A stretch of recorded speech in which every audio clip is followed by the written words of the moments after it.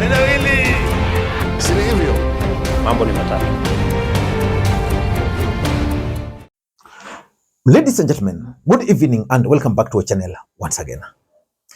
President William Ruto today stormed Kisii County.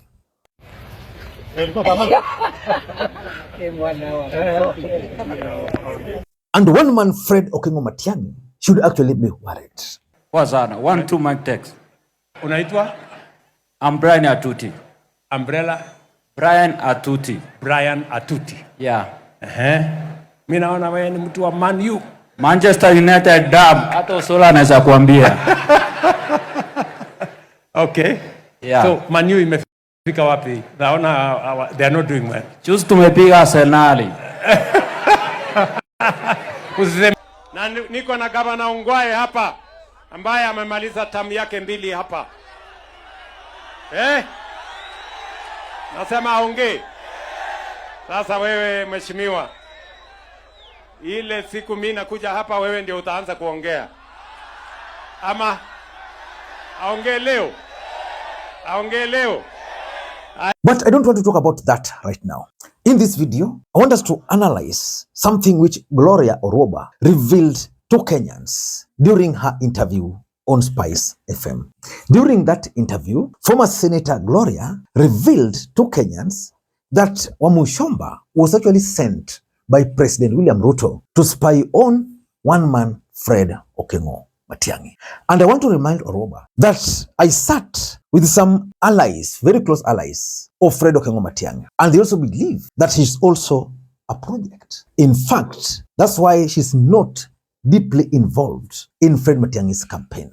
But there's something which I've also maintained on this platform, that the united opposition must be very careful with William Ruto about one thing: the infiltration.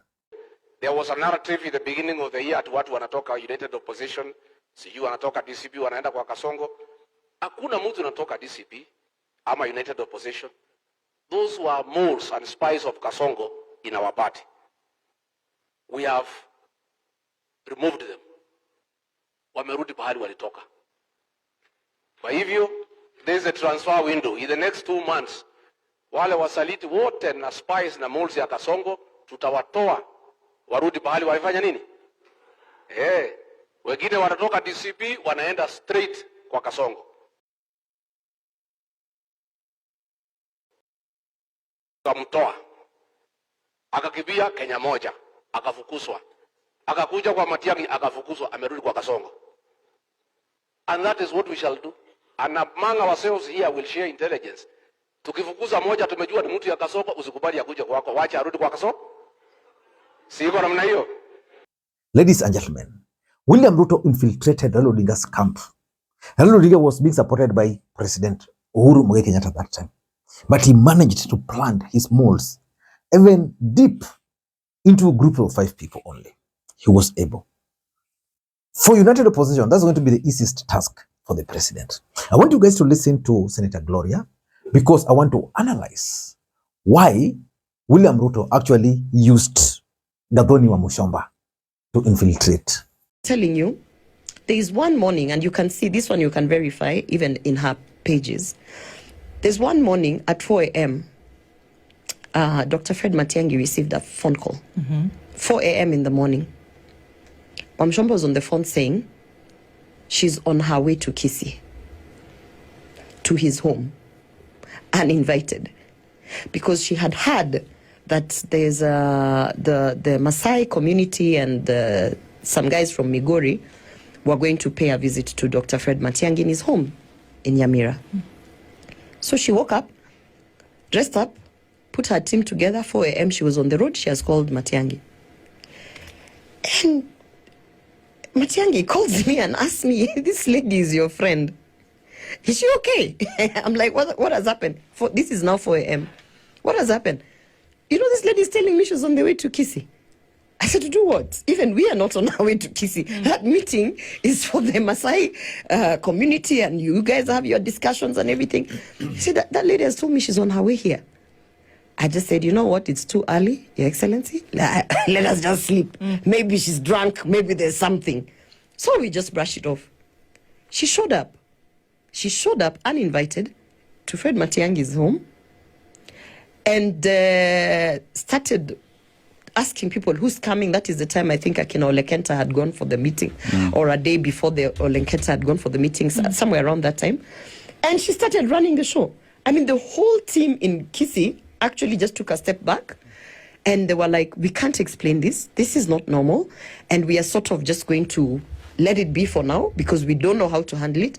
And then I remember the day after, we had a conference call, and we were all of the opinion that no, this has to stop. She has to be stopped. So she sensed a lot of frustration around that time, and it was becoming abusive, and it was becoming, like it was aggressive. And at that point, all the principals were like, no. So we already knew. So the frustration that she was experiencing was that she was not getting the information she wanted. She was not getting embraced as she wanted to be embraced. She was not getting into the inner circle. So we were all of us have been waiting, like, at what point is she going to come out and say that she has gone back to the people who sent her to bring information? So that's why I'm saying, listen to politicians and what they believe in, because sometimes you can tell this person is talking about women or development or whatever, but when you really listen to them, they're looking for a position to align themselves so that they can get a job. And if you're looking for a position to align yourself so that you can get a job, that's why you find yourself getting upset with Rigathi Gachagua because he has refused to give you a direct ticket to Kiambu gubernatorial. Then you come out and start saying he's a tribalist, this and that. But the real story is that he told you he is not going to give you a direct ticket to Kiambu gubernatorial seat. So you got upset, you went and said he's a tribalist. Then you went to the Matiang'i. Matiang'i, you were outright. She told me, and she told Matiang'i, and she even at one point was like, no, I can bring you the Mount Kenya votes and I'm the one who can take you to this and that place. She was interviewing for a running mate position. And I was in a meeting when Matiang'i told Wamuchomba, the conversation you are trying to introduce about running mate is so premature. For now, we are consolidating our bases. And when the principals sit down, and the principals are known, I am not a principal. When the principals sit down and first of all discuss who's going to be the flag bearer, then after that, there will be a conversation again with the principals on who's going to be the running mate. But she was trying to pull the running mate card so that if Matiang'i is going to any conversation, he goes as a couple. We are now here with my running mate. And Matiang'i is, of course, is not that stupid. So when that didn't work out, and she had already burnt her bridges with DCP, I can tell you for a fact that she had no relationship with the other principals, not with Kalonzo, not with Wamala. She had no relation. So there's no way out. When you're cornered as a politician and you're a politician looking for a job, you go to where the job is. So she went back to UDA, where her real job is. That's Senator Gloria Orwoba making the revelations. But why do you think William Ruto picked on Gathoni Wamuchomba to try and spy on Fred Matiang'i? Because one thing I know for sure is that even if William Ruto used Wamuchomba, she might not have succeeded. Because I know for sure that Fred Matiang'i, being a former Minister for Interior, at least he had an idea. Why? Number one, Fred Matiang'i posed at that time the greatest threat to William Ruto's re-election. You can all remember the hype when Matiang'i came back from the US. That was the time, Gloria, that was the time Wamuchomba was actually planted for Matiang'i, because William Ruto wanted to know the people around that particular bid. Because by that time, he had conducted some opinion pollings, he had assigned some Canadian firm to prospect. And Ruto was worried about who is behind this bid. Then it came out that it was Uhuru Kenyatta. But not only Uhuru Kenyatta, the superpowers. So Ruto planted her to know who was he meeting, who are pushing this, who is he calling. That's why it was easy for Wamuchomba, because the first thing Ruto did was to ensure that he rebelled.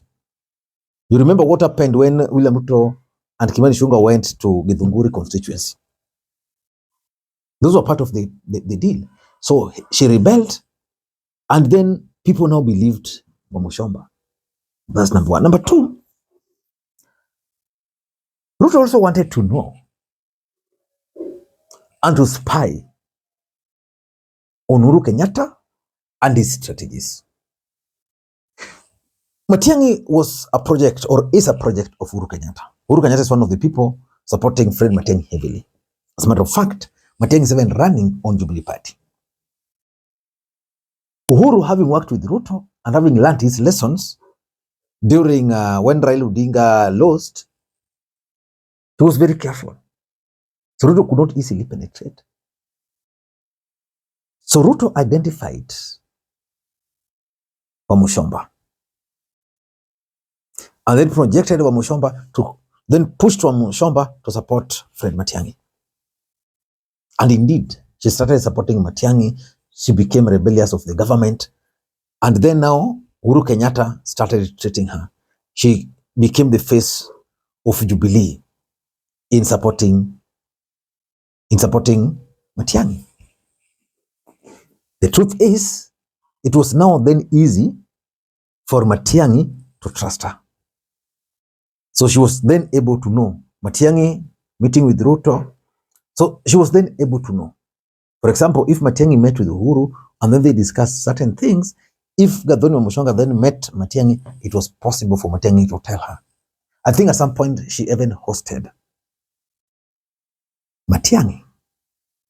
Number 3, it was part of William Ruto's strategy to use Wamuchomba to create enmity between Fred Matiang'i and Gachagua. Gathoni made it very clear that she cannot work with Rigathi. But how can you work with Rigathi and fail to work? How can you work with Matiang'i and fail to work with Rigathi? Similar to what we witnessed with Wambugu Ngunjiri, who wanted to work with Matiang'i but cannot work with Rigathi. Jeremiah Kioni wanted to work with Matiang'i but cannot work with Rigathi. So the idea was to project an image that those people who are supporting Matiang'i don't like